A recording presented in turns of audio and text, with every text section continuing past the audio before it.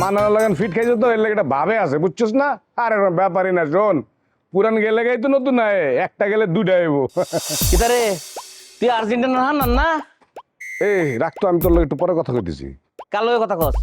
ভাই আপনি এনে আপনি না মাঠের থেকে মানে এই আর যে হাসপাতালে গেছিলেন, আপনার নাকি ডায়রিয়া হয়েছিল, আপনার হাসপাতালে ভর্তি করাইছে। আস্তা একটা মাথা মোটা তোরা তোরা উল্টা পাল্টা কথা মাথা তুলে ঘুরস। আমি আমার বল কাজে লেগিয়া হোর বাই তুটে পড়ছি গিয়া। কি ভাবির লগে কাজিয়া করে রাগ করে তুমি শ্বশুর বাড়িতে গেছো? এটা কোনো কথা বলে নাকি? বাপের জন্য তো এরকম কথা শুনি নাই। হ্যাঁ, আরে মানুষ নিজে কাজিয়া করে নিজে বাড়িতে যায় শ্বশুর বাড়ি থেকে, আর তুমি শ্বশুর বাড়িতে গেছো কাজিয়া করে নিজে বাড়ি থেকে। হয়েছে কি তা বল লগে তো কাজে একটা লাগিয়ে উঠছে, এটার তো একটা সমাধান লাগবো। আমি কইছি তুই তোর বাপের বাড়ি যা, তুই আর থাকতাম না, তুই তোর বাপের বাড়ি যা। আমিও থাকতাম নাই ভাই, আমি আমার শ্বশুর বাড়ি যাই আমগা। ওরে গিয়া দিই দুইজনে একই ভাই, বুদ্ধিটা ভালো না? ভালো, খুব ভালো কাজ করছো। এরকম বুদ্ধি আমার বাপের জন্য শুনে নাই। এদিক দিয়ে ঘটনা তো ঘটে গেছে গা। আমরা তো মনে করছি তুমি ফ্ল্যাট হয়ে গেছো হাসপাতালে, ঠিক আছে, তুমি পলাই গেছো, ভাইয়া গেছো গা, তোমার নামে তো গুজব উঠে গেছে গা। আমার নামে গুজব কেন চড়াইছে? আরে এলাকাবাসী কয় এমবাপ্পে পলাইছে, ফ্রান্স পলাইছে, খেলা শেষ, ডিসমিস, ওরা বাদ। আমি কি ফলাই যাই না মাল? আর এই যে ফ্রান্স কিতা এই মান্দাতামূলের কোনো টিম না কিতা, ফ্রান্স হচ্ছে একটা আধুনিক টিম।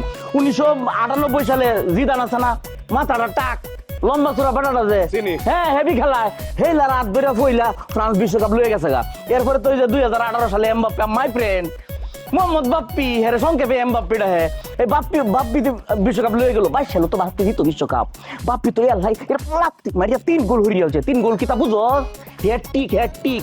এইবারও নিত 22 সালে নিত, কিন্তু ওই যে তোর আর ফুটটা বান্দরটা কিতা মাচ্চা না কিতা মেসি এইটা এই ফুফা আর ফুফি রে ঘুষ খাওয়াইছে। এই ফুফা ফুফি কি আবার?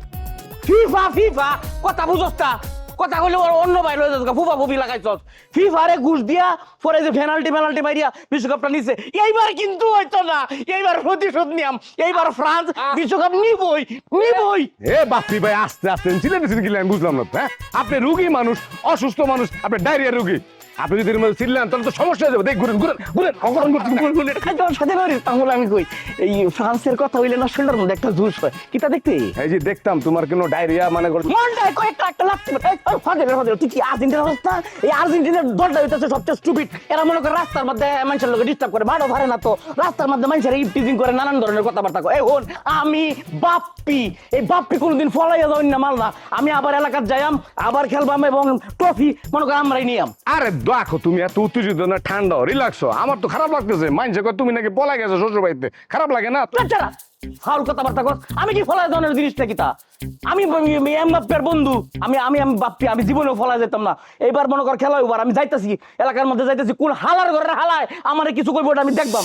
তোর মুখটা দেখলে বেটা অলক্ষী লাগে, তোর মুখটাও দেখবারছে না। আরে আর্জেন্টিনার মানুষ সবই আরে উত্তেজিত না, আরে প্রেশার বাড়ায় না তো। এমনি তুমি মানে করে যে ইয়ার রুগী, ডায়রিয়া রুগী, প্রেশার বাড়ালে আবার ঝামেলা আছে। হ্যাঁ এই শোনো, লোকটা যে কি আমি এটাই বুঝলাম না। এই খেলার লাগা দোকানপাট বেচ চালাইলো, দোকানের ভবিষ্যৎ কি, হ্যাঁ ভবিষ্যৎ কি, আর খেলার ভবিষ্যৎ কি? কোনো ভবিষ্যৎ নাই। আফসোস, শালা এরকম পাগল কোনকার।